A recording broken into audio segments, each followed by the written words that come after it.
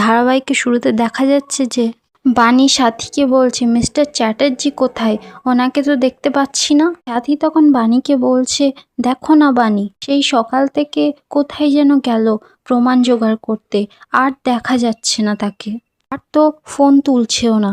বাণী তখন মনে মনে বলছে, মিস্টার চ্যাটার্জি কোথায় গেলেন আপনি? আমার জীবনের সবথেকে কঠিন মুহূর্তে আপনি আমার পাশে নেই, যে আমার খুব অসহায় লাগছে। দিকে তখন মৌলি গুন্ডাদের ফোন করে বলছে কাজটা হয়ে গেছে। গুন্ডারা তখন বলে, হ্যাঁ ম্যাডাম, লোকটাকে ঠিক জায়গায় এনে বেঁধে রেখেছি। মৌলি তখন বলে, গুড, ও যেন কোনোভাবে পালাতে না পারে, আর আমি যতক্ষণ না বলবো ওকে ততক্ষণ ছাড়বে না। এই বলে তো ফোনটা রেখে দেয় মৌলি। আর এদিকে বাণী মনে মনে ভাবছে, আমাকে ভেঙে পড়লে চলবে না, আমাকে ফিরতে হবে আমার মায়ের জন্য, আমার পরিবারের জন্য।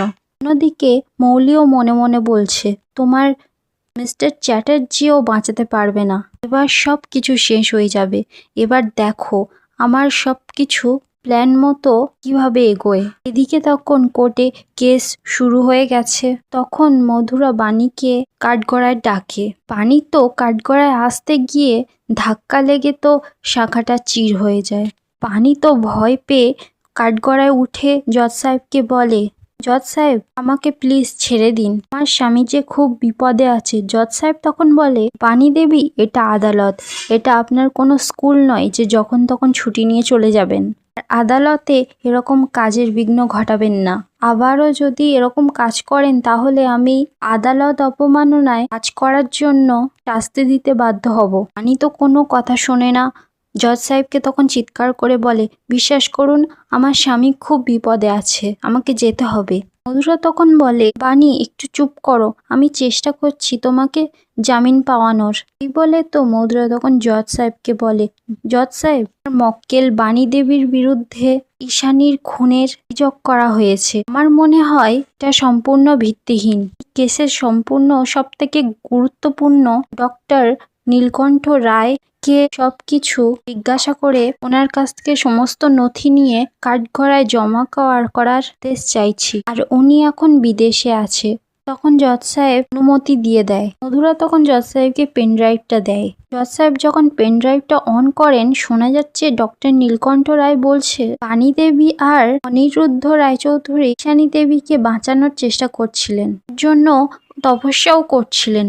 আমি সেটা দেখে বাণী দেবীর জন্য ইনজেকশন করে দিই, থেকে এটা তো হওয়ার কথা নয়। তখনই মধুরা বলছে জজ সাহেবকে, জজ সাহেব আপনি তো শুনলেন ইনজেকশন থেকে কোনো ক্ষতি হওয়ার কথা নয়, অতএব আমার মক্কেলের বিরুদ্ধে এসব অভিযোগ ভিত্তিহীন। তখনই মৌলি উঠে বলে, অবজেকশন ইয়োর অনার, এখন এআই এর যুগ, ভয়েসটা যে ডক্টর নীলকণ্ঠ রায়ের কি প্রমাণ আছে? এখন তো জজ সাহেব বলে, এই কেসের উকিল মধুরা সিনহার ছাড়া আর কোনো উকিল আছে নাকি?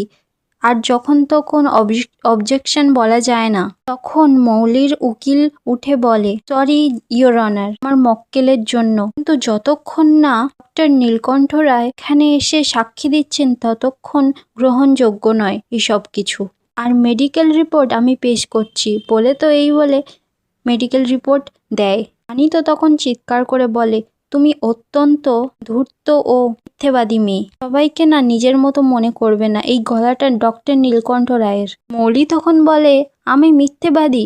এটা তুমি বললে কিভাবে? তুমি আমার মায়ের সঙ্গে কি করেছো কোর্টের সবার সামনে আমি বলে দেব। জজ সাহেব তখন মৌলিকে বলছে, আপনার যা বলার কাঠগড়ায় এসে বলুন। মৌলি তখন কাঠগড়ায় এসে নাটক করতে করতে কাঁদতে কাঁদতে বলে, আমি নিজের চোখে দেখেছি ইয়োর অনার, এই বাণী আমার মাকে ভুল ইঞ্জেকশন দিয়ে মেরে ফেলেছে। তখনই মধুরা বলে, আপনার চোখের সামনেই তো ইঞ্জেকশনটা দিয়েছিল, দেওয়ার পরে কি শরীরটা আরো খারাপ হয়ে গেছিল নাকি ইমপ্রুভ করেছিল? মৌলি তখন মনে মনে বলে, আমি সকলের সামনে মিথ্যে কথা বললে ভিলেন হয়ে যাব। মৌলি তখন চুপ করে থাকে। মধুরা তখন মৌলিকে ধমক দেয়। মৌলি তখন বলে, হ্যাঁ হ্যাঁ ইমপ্রুভ করেছিল, তখনই মৌলির উকিল বলে, অবজেকশন ইয়োর অনার, এরকম অনেক ওষুধ আছে, প্রথম ভালো হয় আবার পরে বিষের প্রভাব ছড়ায়। তখন মধুরা বলে, এই ওষুধ কি সেই ওষুধ?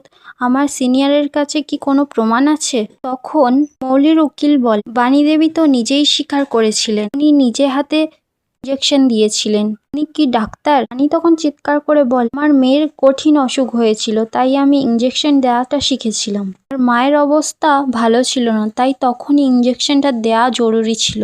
তখনই নার্স বা ডাক্তারকে ডাকার সময় ছিল না, তাই আমি নিজে হাতে ইঞ্জেকশনটা দিয়েছিলাম। মধুরা তখন জজ সাহেবকে বলছে, ইয়োর অনার, বাণী দেবী অন্তঃসত্ত্বা, এই কোর্টকে আরেকবার জানাচ্ছি সিদ্ধান্ত নেওয়ার। জজ সাহেব তখন বলে, আদালত জানে কিভাবে বিচার করতে হয়, আমি এখনো রায় ঘোষণা করিনি, আপনারা বসুন। বাণী তখন কাঁদতে কাঁদতে জজ সাহেবকে বলছে, ইয়োর অনার, আমাকে একদিনের জন্য জামিন দিন, আমার মায়ের খুব প্রয়োজন, আমার মিস্টার চ্যাটার্জিরও খুব বিপদ হয়েছে, আমার মন বলছে। ইয়োর অনার, আমাকে একদিনের সময় দিন, আমি বলছি সব সত্যি আমি কোর্টে এনে জোগাড় করব, কোর্টের সামনে আনবো, আর আমি কাউকে ছাড়বো না। মৌলি তখন নাটক করতে করতে জজ সাহেবকে বলে, দেখেছেন ইয়োর অনার কি বলছে ও? বেল পেলে ও কাউকে ছাড়বে না, সবাইকে দেখে নেবে, ও এটা বলছে। আমি ওকে খুব ভয় পাই, আমার মম মারা গেছে ওর জন্য, আমার ড্যাডকে একবার গুলি করেছিল, আমাকে তো একবার চর মেরে দাঁত ফেলে দিয়েছিল। ভেরি ডেঞ্জারাস ইয়োর অনার, ওকে ধরে রাখুন, ওকে জেলের মধ্যে রাখুন, দয়া করে এই খুনের আসামিকে ছেড়ে দেবেন না ইয়োর অনার। খুনি তুমি, ওই 2 কোটি টাকার জন্য তুমি খুন করেছো মাকে। মিস্টার চ্যাটার্জি কোথায় আছে সেটাও তুমি জানো। এই বলে তো বাণী জজ সাহেবকে বলছে, ইয়োর অনার, আমাকে একদিন সময় দিন, আমি সবকিছু প্রমাণ করে ছাড়বো, আর মৌলি, আমি তোমাকে ছাড়বো না। তখন মৌলি নাটক করতে করতে জজ সাহেবকে বলে, দেখলেন ইয়োর অনার, এখনো আমাকে ধমকি দিয়ে যাচ্ছে আপনার সামনে। জজ সাহেব তখন বলে, আপনারা শান্ত হন, এই আদালত এখন বিচার নিচ্ছে, বাণী দেবী বিচারাধী অবস্থায় কাস্টাডিতে থাকবে, আজ কোনো বেল মঞ্জুর করা হচ্ছে না। এই বলে তো ওখান থেকে চলে যায় ইয়োর অনার। আর তারপর বাণীকে আবারও কাস্টাডিতে নিয়ে চলে যায়।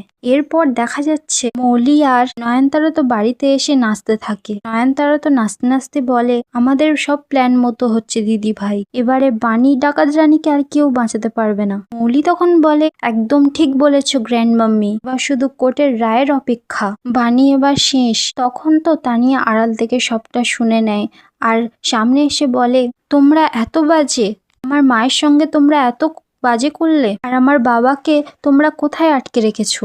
মৌলি তখন নাটক করতে করতে তানিয়াকে বলে, তোমার বাবাকে আমরা কোথায় আটকে রাখবো, তোমার মা খারাপ কাজের পানিশমেন্ট পাচ্ছে। তানিয়া তখন চিৎকার করে বলে, না, তুমি মিথ্যে কথা বলছো। নয়নতারা তখন তানিয়াকে বলে, এই বাণীর মেয়ে, একদম তেজ দেখাবি না আমার সামনে, 1 ফুটিয়া মেয়ে আর 10 ফুটিয়া তেজ। তানিয়া তখন বলছে নয়নতারাকে, আচ্ছা দুষ্টু দিদা, তোমার নাকি খুব শরীর খারাপ আর তুমি নাচছো কি করে এখানে? নয়নতারা তখন ধমক দিয়ে তানিয়াকে এখান থেকে চলে যেতে বলে। তানিয়া তখন মনে মনে বলে, ঠিক আছে, এবার আসল মজা দেখাবো তোমাদের। এই বলে তো ওখান থেকে চলে যায় তানিয়া। নয়নতারা তখন মৌলিকে বলছে, আমি জুস নিয়ে আসি, সেলিব্রেশন করব আজকে, বলে তো ওখান থেকে চলে যায়। মৌলি তো তখন সোফার ওপর বসে বসে নাচছে, আনন্দ করছে। তানিয়া তখন এসে পিছন থেকে একটা বিচুটি পাতা এনে পিছনে ফেলে দিয়ে চলে যায়। মৌলি তো তখন বিচুটি পাতার ওপর হাত দিয়ে চুলকাতে শুরু করে।